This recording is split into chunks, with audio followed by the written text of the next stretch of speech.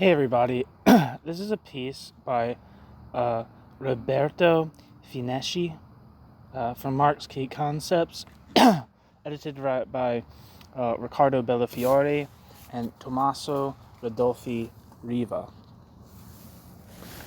The chapter's titled Reproduction, and here we go. In this chapter, I consider Marx's concept of reproduction.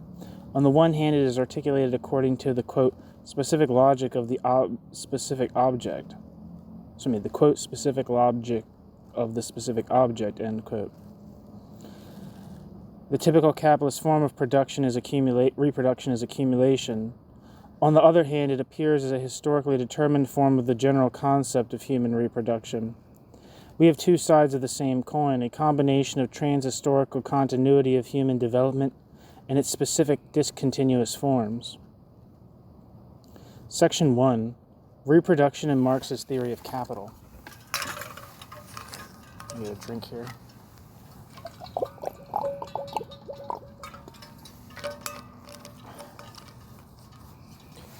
In the structure of Marx's theory of capital, reproduction is a key concept on which the soundness of its entire logic relies. It is not by chance that this part underwent several changes as its project started to assume a more defined form, second only to value form in this regard. Reproduction is strictly connected to capital accumulation, which is the historically specific form under which reproduction takes place in the capitalistic mode of production. Differently from value form, which in spite of many variants has always been at the beginning of theory of capital, reproduction was articulated in several passages and sections throughout the three books, and there are several manuscripts, and its position changed in the different versions of the theory. It can be considered as a litmus paper for establishing the progress in the articulation of Marx's theory of capital as a whole. It is also strictly connected with Marx's dialectical method. A theory has to reproduce as its own results those elements that at the beginning were presuppositions, not posited by the theory itself. This is the realization of the, quote, posited presuppositions, end quote. Only thanks to which capital can properly become a process, move from capital self to become capital self. This procedure through which a theory comes back to its foundations, founding itself, is a key point of the dialectical method, but at the same time it focuses on the, quote, limits, end quote, of this same method. Marx argues that the capitalistic mode of production, both logically and historically, has a starting point which is not posited by itself. Therefore, Marx can claim that an a priori, universal deduction of the entire history is not possible. The intrinsic, historically determined logical dialectics that characterizes each mode of production cannot, as such, be abstractly projected over other ones. Each mode of production has its own logic. This phenomenally appears in historical dynamics which have to be logically theorized, way of exposition, on the basis of a reconstruction that begins from their factual appearance, way of research. If on the one hand, this creates discontinuities which avoid the criticisms of historical teleology, on the other hand, it could potentially determine theoretical aporias. A conceptual model would be lacking of its starting points. If they depend on the results of another exogenous mode of production that obeys to different rules. The above-mentioned positing of presuppositions represents the solution to this issue. Reproduction is then a structural but also a methodological key point. This explains why reproduction underwent so relevant changes. In regard to the place that reproduction/accumulation has in the structure of the theory, a first change was in its position and articulation through the different levels of abstractions. This question connects with the vex ata qua estio of the passage from Grundrisse to capital. What the hell does that mean? Does that mean vex in question?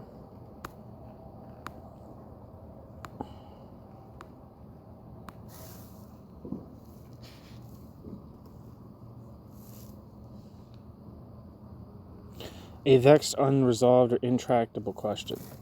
Yeah, I was right.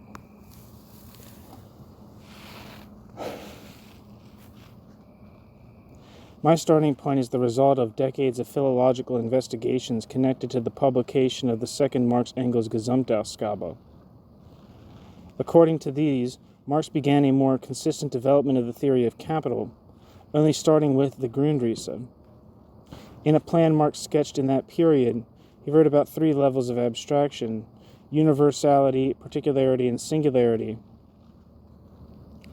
which recalls Hegelian theory of judgment and syllogism. Footnote. On the Mega 2, see Bellofiore and Fineschi 2009, see Scherer and Vygotsky 1967, and Jan and Nietzold 1978. Another footnote says, see Marx 1857-58, Grundrisse. Quote, Capital 1, Generality. 1. A. Evolution of capital from money. Capital and labor mediating itself by alien labor. C. The elements of capital distinguished according to their relationship to labor. Product, raw material, instrument of labor. 2. Particularization of capital. A. Circulating capital, fixed capital, turnover of capital. 3. Singularity of capital, capital and profit, capital and interest, capital as value, distinct from itself as interest and profit. 2. Particularity. 1. Accumulation of capitals. 2. Competition of capitals. 3. Concentration of capitals. Quantitative difference of capital as at the same time qualitative, a measure of its volume and effect. 3. Singularity. 1. Capital is credit. 2. Capital is share capital. 3. Capital is money market. End quote. Marx. A similar structure is also in a letter to Engels on the 2nd of April 1858. Quote, 1. Capital falls into four sections. Capital in general. This is the substance of the first installment. B. Competition, or the interaction of many capitals. C. Credit, where capital as against individual capitals is shown to be a universal element. D. Share capital as the most perfected form, turning into communism, together with all its contradictions. End footnote.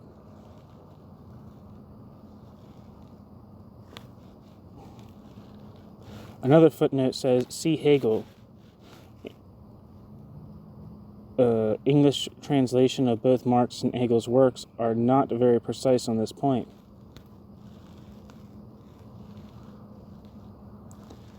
Okay, end footnotes. This was initially just a schematic frame that was useful for Marx to give a first arrangement to the economic content.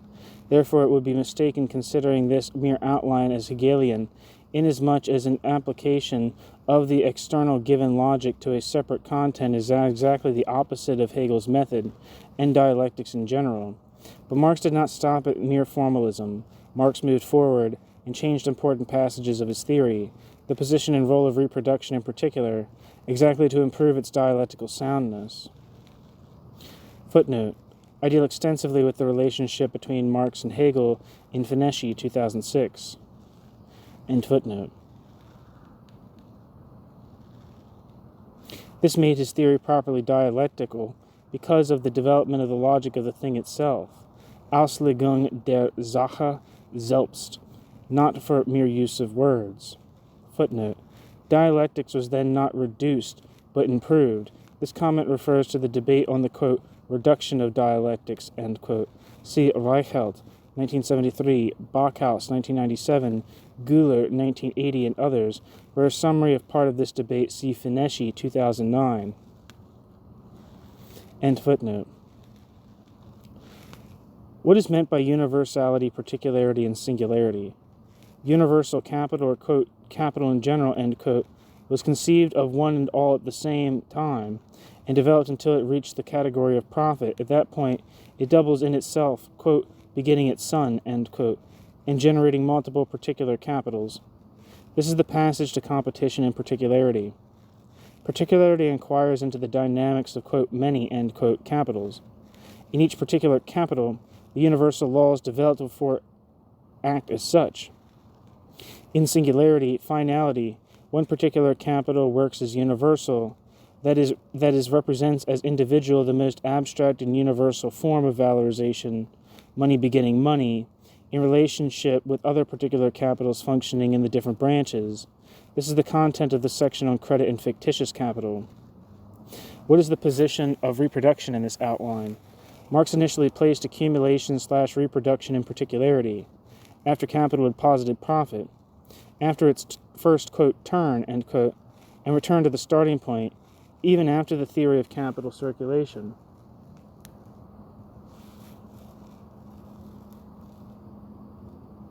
Marx seems here to believe that the position of presuppositions might be possible without considering the reproduction conditions of capital. But this is actually not possible. If not just production, but also reproduction conditions are considered, capital will not become a process, since it would perpetually need external starting points. Marx had actually considered accumulation in the Grundrisse, but just the, quote, primitive, end quote, one, which dealt with the position of the general presuppositions of capital through a process external to capital itself. This could not be enough. This is why Marx gradually started to distinguish between primitive and actual capitalistic accumulation, and at first, occasionally, then more consistently, added elements of proper capitalistic accumulation in the right place, before the capital-profit relationship, the final step of capital in general. In the manuscripts of 1863 to 65, when for the first time he adopted the three-book structure, Marx finally outlined accumulation into two steps: reproduction of a single capital in the future seventh section of Volume 1, and that of many capitals not yet in competition in the future third section of Volume 2, sections mentioned according to Engels' editions. But both movements are required by capital in order to posit its presuppositions, to reach profit as final step of the treatment of capital in general. Marx came to this conclusion while writing the manuscripts of 1861 to 63, and consequently adopted this new structure in the final three-book plan. Footnote: for a more accurate investigation into this development, see Fineschi. End footnote. In the different editions of Volume 1, especially the French one, he further specified a few elements that made the whole more consistent. The first edition of 1867 was immediately considered inadequate under several regards. Starting with the second German edition, Marx modified the text, in particular the first three chapters. More variants could be found in the French one, in particular in the seventh section on accumulation. These variations are the reason why Marx wrote that the French edition also had its own value in regard to the German one, although the translation was simply unacceptable. As a matter of fact, Marx never considered this edition as the last one. If we look at his manuscripts left for future editions or even translations, we see how he always referred to the second German edition to be updated with determined specific passages for the French one, passages that mostly come from the section on accumulation. The most relevant changes are the following: 1. The introduction of the concept of organic composition. 2. The distinction between concentration and centralization of capitals. 3. The structure of the section based on the finalized distinction between primitive and proper capitalistic accumulation. Organic composition consists of two moments. On the one hand, the value composition of capital, the ratio of capital investment in constant or variable capital, that is, the value of means of production and labor power. On the other hand, the technical composition, that is, the corresponding material parts, the mass of means of production and workers employed. The complex interaction of these two moments is crucial for the determination of the rate of surplus value and profit, and the total social reproduction is a material reproduction process in value form. This is not in the second German edition and appears only with the French edition. It was added by Engels to the third German edition and kept in the fourth one. Here Marx confirms that he is dealing just with the ideal average: 1. Not including many capitals yet, and 2. Not including their free interaction and competition. The former is considered in the third section of Volume 2, with capital in general, and the latter in the third section of Volume 3, within particularity/competition. The other relevant change in the French edition is the distinction between concentration and centralization. The second term is introduced here and refers to the competitive inclusion or voluntary unification of different capitals. This, of course, accelerates the accumulation dynamics if compared with the slower pace of the concentration process, simple accumulation. Some have commented that this seems to anticipate the future analysis of competition, where this process will actually take place.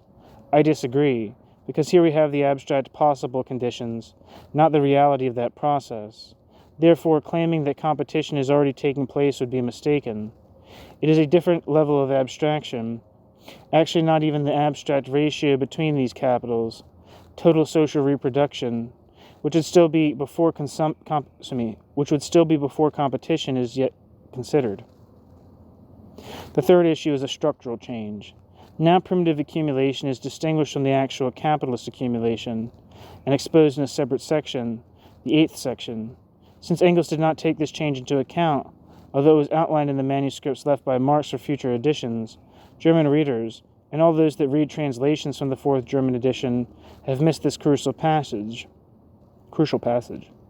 Here Marx explicitly distinguishes and separates the factual, quote, history, end quote, of the exogenous presuppositions of the capitalist mode of production in a specific moment and in a specific part of the world, and the intrinsic logic of its accumulation process, which does not have to correspond to a factual historical chronology. This makes also evident that the concept of primitive accumulation as such is not part of the proper theory of capital accumulation. Marx shows also how the theoretical reconstruction has a mediated relationship to historical contingencies. The distinction between logical and logic-historical methodology is here finally accomplished. This point is often mistaken in the interpretations. Some think that the use of, quote, explicit, end quote, violence in the current forms of accumulation would represent a presence of primitive accumulation still within the proper capitalistic one. Instead, primitive accumulation shows how, 1, money is accumulated, and 2, labor power and means of production are separated in a non-capitalist way, and without capitalist goals in the undertaking, that is, without maximizing profit in the capitalist sense. This is not the case with the current use of violence, because now the goals and money employed to use violence have been capitalist since the beginning. The current dynamic has to be explained at a more concrete level of abstraction, which includes not just capital accumulation, but also states and their interaction. Unfortunately, Marx did not reach that concreteness. Lack of space does not allow me to follow the more complex articulation of social reproduction in the schemata. And even later, when the abstraction clause of capital in general, supply equal to demand, is dropped in competition, at this more concrete abstraction level, the theory becomes more complex and includes the issue of commodity realization, which affects the category of value, market values. The same complexity emerges in the sketchy theory of cycle, or even in the relationship between real and fictitious accumulation in the final section on credit and fictitious capital. The apparent autonomy and the correlation between these two different accumulations as part of a unified reproduction process was formulated for the first time in the final part of manuscript of 1863/65 by exposing the lowest level of abstraction of the general theory of capital, as he had already planned in the drafted manuscripts of 1857-58 and letters. In the entire traditional debate started by Redolfi, no one had ever considered that there is a further level of abstraction next to capital in general and competition, credit and fictitious capital, or singularity as it was also called by Marx. Footnote: see Redolfi, 1968, Vygotsky, 1967, Reichelt, 1973, and especially Müller, 1978. See Schwartz, 1978. See also Heinrich, 1989, that might be on this channel, Arthur, 2002, and Mosley, 2009. For a summary of this debate, see Fineschi, 2009a. I show that for the first time in Fineschi, 2001. See also 2013. End footnote.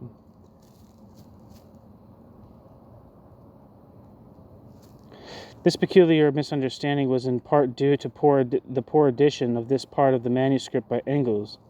In fact, credit and fictitious capital is not presented for what credit and fictitious capital is, that is, the general title of the last section of capital theory, but as a chapter among others.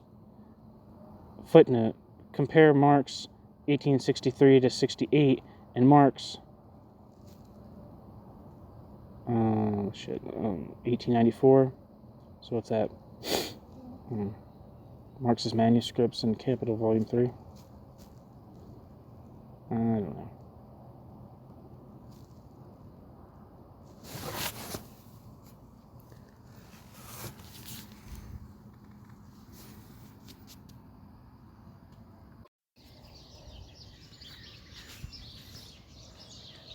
Section 2.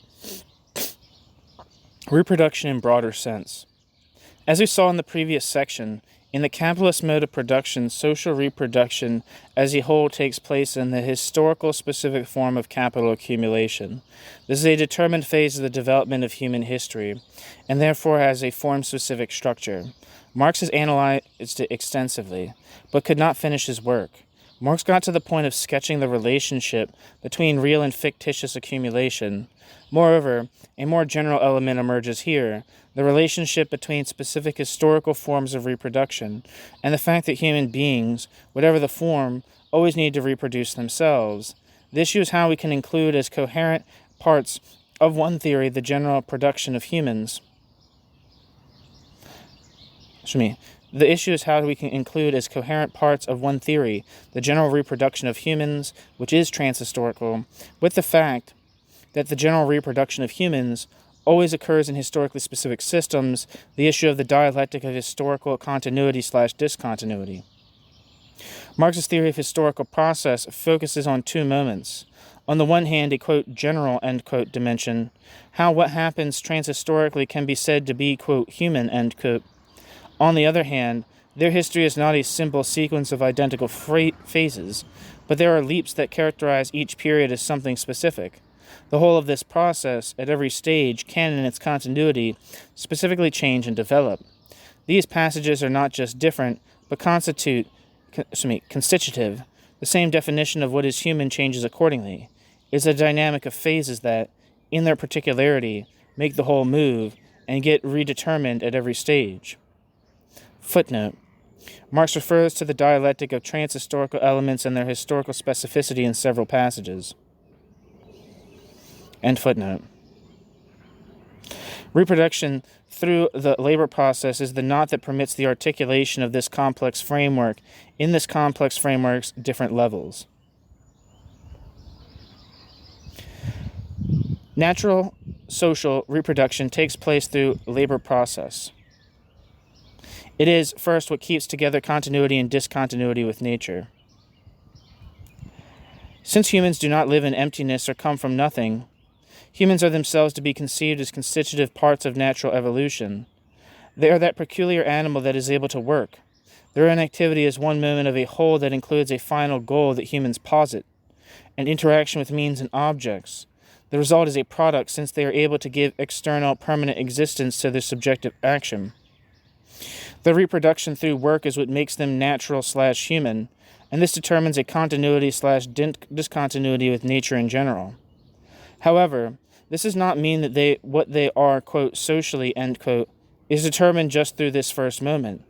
Their identity as humans is not completely given just thanks to this first continuity/discontinuity with nature.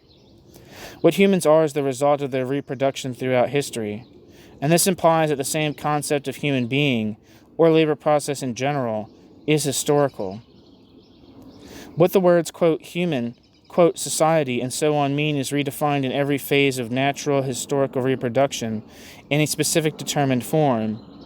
Therefore, Marx's theory cannot be anthropology. If by this we mean what, quote, human beings, that, quote, human beings, end quote, is an essence that is given since the beginning and just alienated and not codified by its historical determinations. Footnote. More remarks on this in Fineschi, 2020. End footnote. This growth and codetermination is what Marx and Engels mean when Marx and Engels say that Marx and Engels know just one science, the science of history. What every period has in common is that humans will produce and reproduce themselves, and always in a somehow associated form. The form of this reproduction will always be specific and historically determined. Footnote.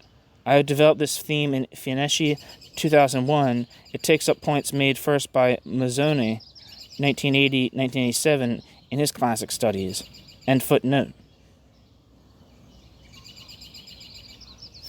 If all societies are forms of human reproduction, they are different, first in the way the elements of the labor process combine. The different bearers of the labor process's moments stand one in front of another, apparently as, quote, persons, end quote. Individuals that are formally free and equal, each one the legitimate owner of the labor power, the worker, and means of production, the capitalist, but actually as classes defined by their function in the capitalist production process. The union takes place through a contract, an exchange of equivalents, because all is reduced to commodity, inclusive of labor power. Then, more laws further specify reproduction in capitalist form, exploitation, absolute and relative surplus value, and the specific way of working under capital, subsumption, accumulation, and many others. But there is not enough space for a detailed analysis of this. The distinction between labor in general and specific forms in which labor takes place parallels that of reproduction in abstract terms and its historical forms. Labor process and the general concept of reproduction are then the, quote, naked, end quote, forms of effective historical processes. A material content that as such has never existed in history because it has always been instantiated in historical specific forms of its development and formulated in general only through abstraction from their concrete reality. Quote, material content, end quote, always has a, quote, social form, end quote. It does not exist outside that form or get deformed by that. Form is the way of actualization of content. Content develops through content's forms and at some point enters in contradictions with content's old form / content configuration.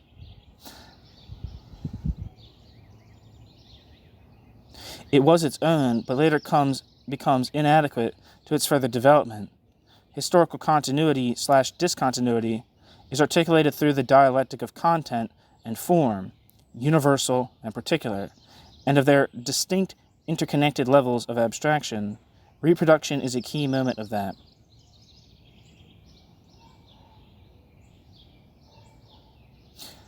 Section 3, Conclusions. At the end of this investigation, I can conclude that in reproduction we can, on the one side, distinguish reproductions, capitalist-specific way as a peculiar form of a determined stage of human development, and on the other, thanks to abstraction, focus on the existence of the general necessity of that reproduction. We've seen now how the historical specific forms are not just merely different from the general level, but they change and configure it. Each peculiar historical form is a moment of constitutive process. Therefore, the same concepts of human being or human labor in general are specific products of it. Thanks for listening. Actually, that's the end of the actual article, but I'm going to read some of the, I'm going to read the references. So if you want to stick around for that, you should, but if not, toodaloo. All right, first, Chris Arthur, Capital in General and Marx's Capital, located in Martha Campbell, Gerrit Ruyten's edited volume, The Culmination of Capital, which is a great book. You should read that. Bachhaus, 1997, something in German. Roberto Fineschi and Riccardo Bellofiore, Rereading Marx, New Perspectives After the Critical Edition. More shit by Fineschi. Fineschi, 2009 article, Capital in General and Competition in the Making of Capital, The German Debate, Science and Society. An article by Fineschi, Dialectic of the Commodity and Its Exposition, The German Debate in the 1970s, A Personal Survey. That's from Bellofiore and Fineschi's Rereading Marx, New Perspectives After the Critical Edition. Fineschi, 2013, The Four Levels of Abstraction in Marx's Concept of Capital, in Riccardo Bellofiore, I think it's Guido Starosta, and Peter Thomas, I'm not sure, in Marx's Laboratory Critical Interpretations of the Grundrisse. Fineschi, Real Abstraction, Philological Issues in Oliva, and Novara, edited volume, Marx and Contemporary Critical Theory, The Philosophy of Real Abstraction. A piece by G. Guler, a piece by R. Hecker, J. Youngnickel, and C.E. Vollgraff. Something in German. I'm not going to read that.